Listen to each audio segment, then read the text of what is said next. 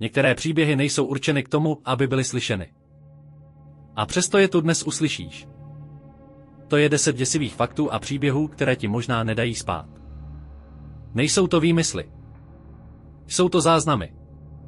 Stopy. Pozůstatky po něčem, co možná nikdy nemělo být odhaleno. Po smrti se může pohnout. Po smrti lidského těla aktivita nervové soustavy ještě krátce pokračuje. Lékaři popsali případy, kdy se tělo bez vnějšího podnětu posadilo, zvedlo ruku nebo pohnulo čelistí.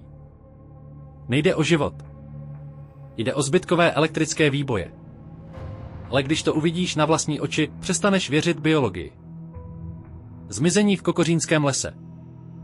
V roce 2004 zmizel v okolí Kokořína 7letý kluk. Policie prošla každý kout. Pes ztratil stopu u kamenné skály. Tělo se nikdy nenašlo. Místní říkají, že v lese je místo, kde se nemá mluvit. A že ten, kdo tam slyší smích, už se nikdy neozve. Zvuk z hlubin. V roce 1997 zachytili podmořské mikrofony amerického námořnictva zvuk. Extrémně hluboký, mimo jakýkoliv známý rozsah. Říká se mu blob. Nepodobá se žádnému zvířeti. Někteří tvrdí, že to byl pohyb něčeho gigantického v temnotě oceánu. Skřípající muž. Na Slovensku v opuštěné vesnici v Poloninách lidé mluví o skřípajícím muži, zjevuje se v zimě, jde pomalu a zní, jako by měl kosti z kovu. Svědci říkají, že jde za těmi, kdo nesou vinu. A že pokud ho uslyšíš, je už pozdě.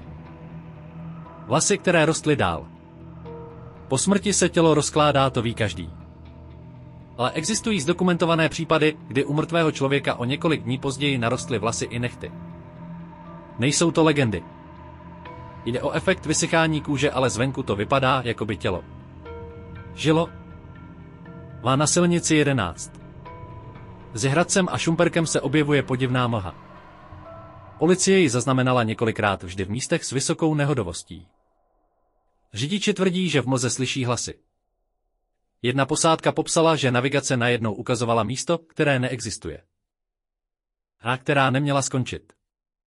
V roce 2007 byl na disku jednoho hráče Minecraftu nalezen svět s chatou, kde byly na zdi napsány vzkazy. Měly jako prosby o pomoc. Hráč se snažil vše smazat, ale mapa se pokaždé znovu načetla. Nakonec disk fyzicky zničil. Ale svět se objevil i na jiném účtu. Dům, který dýchá. Na okraji Plzně stojí dům, který nikdo nechce koupit.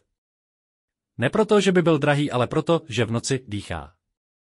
Ona se zamlžují zevnitř. Syny praskají, jako by v nich proudil vzduch. A ten, kdo tam spal, říká, že to nebylo jen o zvuku. Ale o přítomnosti. Někdo nebo něco tam bylo. Co z toho tě zneklidnilo nejvíc? Možná jsi jen poslouchal. Možná ses jen bavil. Ale možná se teď díváš přes rameno. Sleduj další videa. Protože tohle byl jen začátek.